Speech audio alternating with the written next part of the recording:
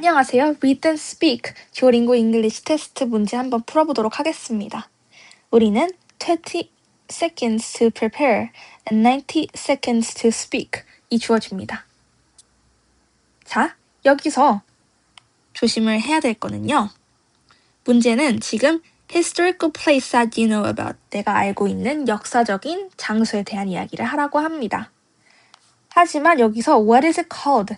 What is it located? 이 두 개는 정말 한두 문장으로 끝낼 수 있는 답변이죠.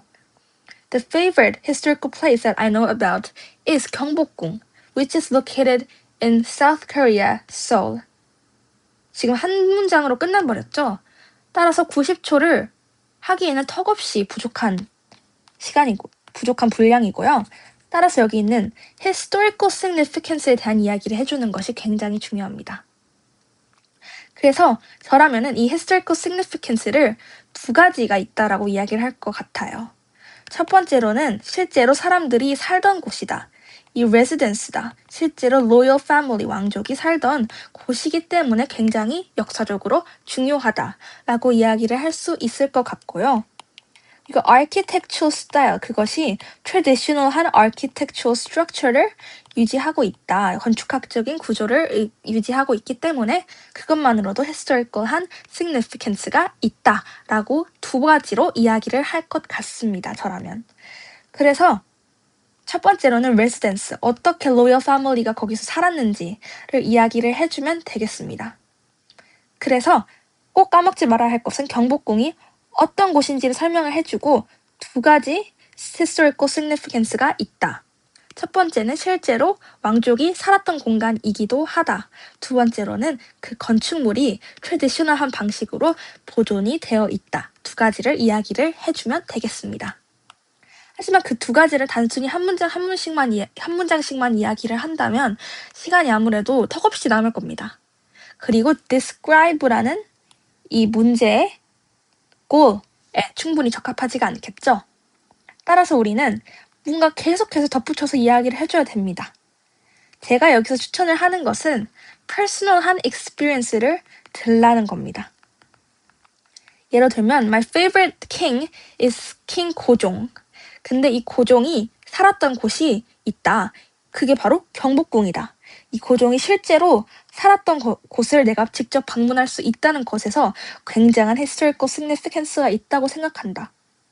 난 실제로 경복궁에 가서 옛날 왕들이 입던 옷도 보고 옛날 왕들이 어떻게 생활했는지, 어디서 자고, 무엇을 입고, 무엇을 덮었는지에 대한 것들을 모두 다 보면서 정말 meaningful한 experience를 얻고 역사에 대한 지식도 얻을 수 있었다. 라는 식으로 personal한 experience를 들어주면 훨씬 더 꽉 차겠죠.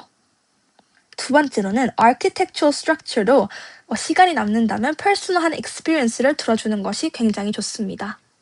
예를 들면 내가 옛날에 책에서 기와라는 architectural structure, architectural style을 본 적이 있다. 그것은 옛날에 South Korea, 옛날에 조선 다이너스티의 traditional한 architectural style인데 아직도 그 기와를 경복궁에서 활용하고 있다. In modern Korea 대부분이 되게 modern한 건축 방식으로 건설이 되어 있는데 경복궁은 is one of the few buildings that still preserves and still maintains the traditional architectural structure of 기와.